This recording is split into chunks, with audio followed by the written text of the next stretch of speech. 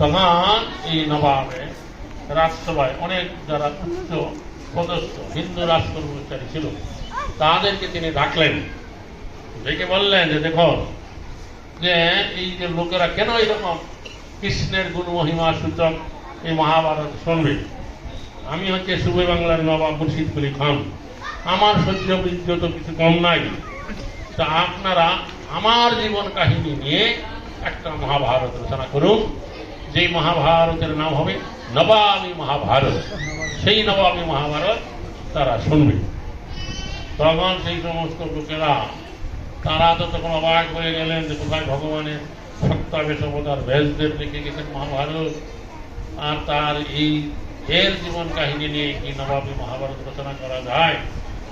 তখন তারা বিপদে পড়ে গেলেন যে কি করবেন। তখন তারা আলোচনা একটা ব্যাপার ঠিক করলেন। সেই সময়ে আমাদের নদিয়া রাজা ছিল কৃষ্ণচন্দ্র।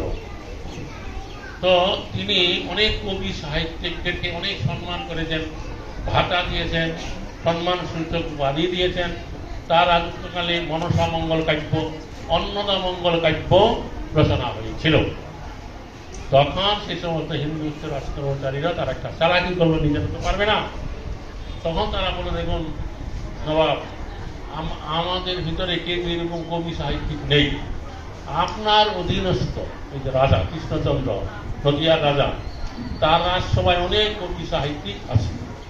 আপনি একটা পত্র লিখে দেন, সেই সমস্ত কবি সাহিত্যিক দিয়ে মহারাজ কৃষ্ণচন্দ্র 3 মাসের ভিতরে একটা মহাভারত, নবাবী মহাভারত লিখে ফেলতে পারবে।